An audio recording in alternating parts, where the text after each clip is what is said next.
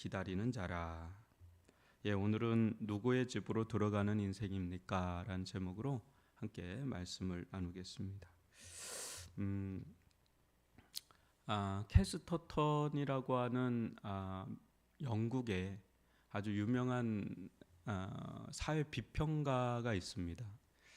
오래전에 살았던 분인데 이분이 기독교적인 사회 비평가면서 또 기독교인입니다. 굉장히 영향력도 크고 그의 글에 영향을 받은 분들이 꽤 많습니다. 근데 그분이 이런 이야기를 한 대목이 있습니다. 창녀촌의 문을 두드리는 자마다 하나님을 간절히 찾는 자다. 이런 이야기를 했어요. 되게 이게 언밸런스한 거죠. 어떻게 창녀촌의 문을 두드리는 자가 하나님을 간절히 찾는 자가 되나? 그 이유인즉 그 창녀촌을 찾는 사람의 그 마음에 그 욕구, 욕망이 있는데 그건 채워지지 않는 어떤 거대한 욕망이라는 거죠. 욕구. 근데 그것이 뭔지는 모르는 거예요. 그게 채워져야 되는데 그 대상이 뭔지 정확하게 모르고 다만 창녀다라고 생각을 하고 두드리는데 실은 거기서도 그게 채워지지는 않는다는 거죠. 그래서 그 채워짐의 대상은 곧 하나님이기 때문에 결국은 그렇게 창녀촌을 두드리는 자는 그 본인은 잘 모르지만 그 대상이 결국은 그 영혼 깊은 곳에서는 하나님을 너무 갈망하는 것이다. 이렇게 역설적인 이야기를 한 겁니다. 그거를 이렇게 변호하고 변명하기 위해서 그게 아니라 그 사람의 깊은 내면의 그 욕망, 그 욕구, 그것은 실은 갈망, 그것은 실은 하나님을 찾는 것이다라는 것이죠. 그런 의미에서 오늘도 이 말씀을 한번 보면 계속 좀 반복적인 부분이 나오죠. 1절부터 4절까지가 또 먼저 서론적으로 나오고 그것을 어떻게 삶 속에 적용하는가 이렇게 나오는데 1, 2절을 다시 보면 내 아들아 내 말을 지키며 내 계명을 간직하라. 내 계명을 지켜 살며 내 법을 내 눈동자처럼 지키라. 그래요. 계속해서 사랑하는 아들에게 내 말을 지키고 내 계명을 이제 간직하라. 이게 마음에 이렇게 간직하라. 이렇게 있잖아요. 우리가 어르신들이 이렇게 하는 얘기 중에 이렇게 마음에 딱 담아두는, 마음의 장바구니에 딱 담아두는, 간직하는. 그래서 저는 이거를 간직하고 있습니다. 이런 얘기를 가끔 꺼낼 때가 있죠. 지금 그런 심정이에요. 이걸 간직해야 된다.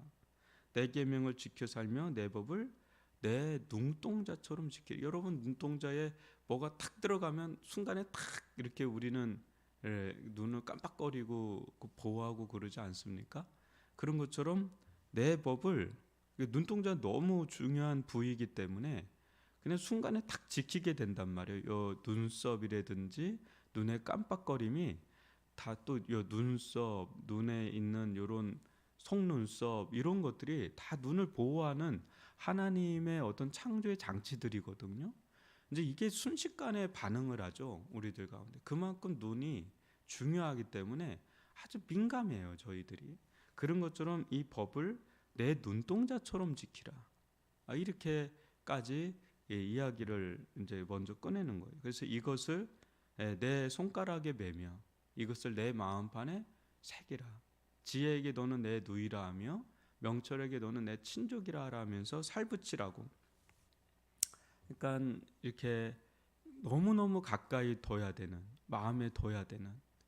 우리가 어떤 생각을 하고 있지 않습니까? 또 어떤 마음을 품고 또 무슨 말을 수없이 듣는데 그 중에 우리가 정말 살붙이처럼 내가 끌어안고 살아야 될 것은 부정적인 또 뭐 어떤 그런 말이나 생각이나 또 세상에서 유용한 그런 것들을 엄청나게 이렇게 끌어안고 사는 게 아니라 하나님의 말씀, 이 지혜의 말씀을 정말 이게 마음판에 새기면서 이 피부치처럼 살붙이처럼 가까이 두라. 이게 계속해서 이 잠언서에 반복해서 이렇게 나오는 부분이에요.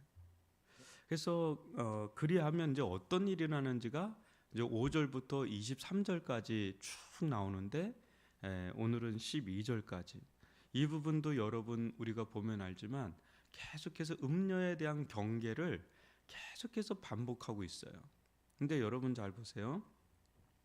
1차적으로 음녀는 창녀와 같은 자입니다. 그런데 2차적으로 들어가면 바벨론을 음녀라고 표현을 많이 하죠.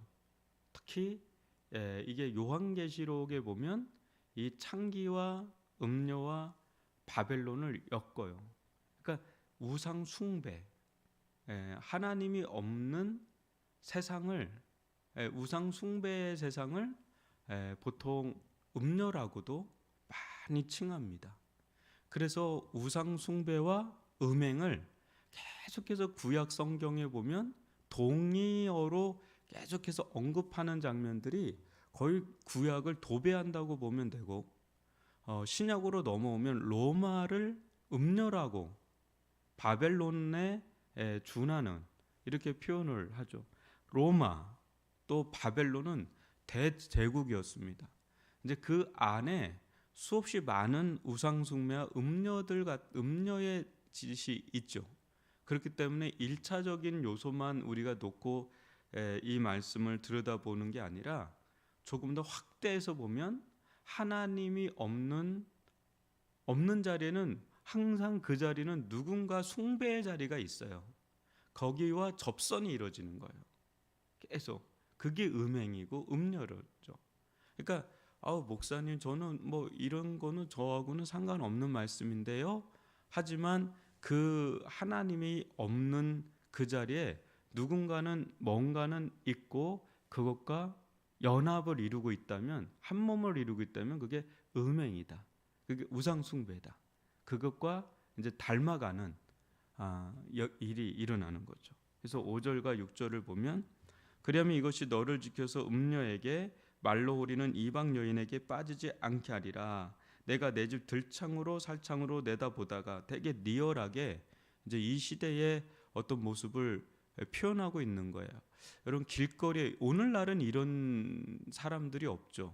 그런데 뭐 브라질이나 이런 데만 가도 길거리에서 호객행위 하듯이 그런 창녀들이 좀 있죠. 근데 우리나라는 그러지는 않잖아요. 근데 이렇게 말로 호리고 막 그게 경제 활동일 겁니다. 진짜 뭐 음란한 짓을 하고 싶어하는 여자도 있겠지만 아마 그게 경제 활동일 겁니다. 그 거기서 말로 막 호리고 그런 거죠. 고객 행위를 하는 거죠. 예. 그런데 그때 내 집 들창으로 살창으로 내다보다가 어리석은 자 중에 젊은이 가운데 한 지혜 없는 자를 보았다 그러는 거죠. 그가 거리를 지나 음녀의 골목 모퉁이로 가까이하여 그의 집 쪽으로 가는데, 여러분 우리의 인생이 어디로 들어가고 있는지를 잘 봐야 되죠. 과연 내가 지혜의 집으로 들어가고 있는지, 아니면 음녀의 집으로 들어가고 있는지, 말씀의 집으로 들어가고 있는지, 아니면 우상 숭배의 집으로 들어가고 있는지. 우리는 어딘가에 들어가서 거기서 기거하고 거기서 거주하고 거기서 무엇인가 누군가와 동고동락을 하는데, 과연 우리는 예수님의 집으로 들어가서, 하나님의 집으로 들어가서 거기서 예수님과 더불어 말을 하고 또 교제하고 또 말씀의 집으로 들어가서 거기서 들며 날며 주님과 교제하고 있는지, 아니면 다른 것과 이렇게 자꾸 접촉과 접선이 이루어지고 있는지 우리가 살펴볼 대목이죠. 9절 10절 보면 저물 때 또 항원 때 깊은 밤 어두운 흑암 중에 그때 기생의 옷을 입은 강귀한 여인이 그를 맞으니 이 여인은 떠들며 완악하며 그의 발이 집에 머물지 아니하여. 여러분 참 재밌죠. 호리는 말을 해요 겉에서는. 그런데 속은 강교함이 있다는 거예요. 그리고 더 속에 보면 완악함이 있다는 거죠. 처음에는 그 호리는 말로 유혹을 합니다. 거기 무장해제를 하고 너무 좋다라고 생각을 하겠죠. 근데 들어가면 강교한 뱀이 있는 거. 그리고 그 강교함 안에는 아주 완악함이 있는 이런 게 있는 거죠. 어떤 때는 거리, 어떤 때는 광장, 모퉁이 마다 서서 사람을 기다리는, 마치 잡아먹을 것 같은 그런 사자처럼 웅크리고 있는 이런 부분들이 있는 거죠. 근데 이 부분을 우리는 1차적으로 이렇게 실질적인 그런 음료로 볼 수가 있겠지만, 두 번째로 우리가 좀 더 확대해서 본다면 이 세상의 어떤 세상성을 우리는 충분히 볼 수가 있죠. 앞에서는 굉장히 호리는 말을 합니다. 그러나 그 속으로 들어가면 아주 강교함과 완악함과 먹잇감 같은 사람들을 기다리고 있는, 요새 아주 시끄럽죠. 무슨 투자 사기단 뭐 해가지고 막 주가 사기단 뭐 해서 이렇게 좀 시끄러워요. 근데 여러분, 많은 사람들이 거기 투자를 했다고 할 때 그냥 투자를 했겠습니까? 그 속에는 아주 호리는 말이 있는 거겠죠. 사기단이니까 이게 호리는 말이 있겠죠. 그러나 그 이면에 깊은 데 들어가면 강교함이 있는 거고, 그 더 들어가면 굉장히 피도 눈물도 없는 환악한 마음이 있는 거죠. 피를 흘리도 나만 잘 살면 된다라는 아주 완악한 마음이 그 속에 있는 거죠. 이게 이제 우리가 세상을 살다 보면 뒤통수 맞고 뭐 여러 가지 막 된통 맞는다 이런 걸 할 때 처음부터 그 사람이 와 무서운 얼굴로 다가와서 그러면 누가 거기에 그렇게 뒤통수 맞겠어요, 그죠? 처음에는 너무 잘해주는 거예요. 너무 친절하고 너무 나를 위해주고 막 이렇게 하는데 거의 홀딱 넘어가게 만드는 거죠. 근데 알고 봐서 나중에 실체가 드러날 때는 정말 피도 눈물도 없는 그런 모습을 볼 때, 상처는 이게 돈을 잃은 것도 너무 고통이지만 사람에 대한 배신감으로 믿을 수 없는 상황이 되는 거죠. 누구도 믿을 수가 없구나라는 이 불신의 사회에 대해서 눈을 뜨면서 굉장히 마음이 닫혀버리는 그런 일들이 아주 비일비재하게 일어나는, 이게 세상의 어떤 음녀의 특징이다라는 것을 보여주죠. 그래서 이런 일들은 우리 주변에 실은 너무 많습니다. 특히 광고를 보면 뭔가 굉장히 있는 것 같아요. 뭔가 굉장히 우리의 편리함을 주고 우리를 위하는 것 같은데 알고 보면 굉장히 그 속에는 간사함과 강교함과 완악한 그런 생명에 대한 존중성이 없는 그런 일들이 너무 많기 때문에 우리들 가운데는 참 지혜가 필요한 거죠. 참 지혜가 필요합니다. 하나님을 경외하는, 하나님의 경외함이 지혜의 근본이다라는 이런 말씀이 이 잠언서에 있는 것처럼, 이 말씀으로 무장되지 않으면, 주의 지혜로 무장되지 않으면 우리는 언제든지 넘어질 수 있고 빠질 수 있는 연약한 자입니다. 여러분, 오늘 말씀 우리의 인생이 어느 집으로 들어가서 머무는 집인가 다시 한번 생각해 보면 좋을 것 같아요. 내 누이는 진짜 누굴까? 내 친족은 진짜 누굴까? 엄한 데 가서 거기 거하는 게 아니라 정말 내 누이, 내 친족은 예수 그리스도. 예수 그리스도가 내 말을 지키는 자가 내 누이며 내 어머니다. 이렇게 말씀하잖아요.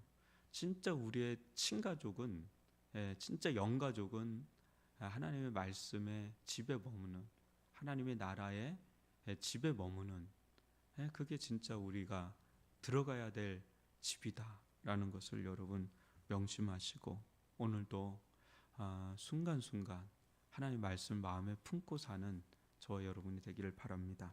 오늘 들은 말씀 가지고 기도하시고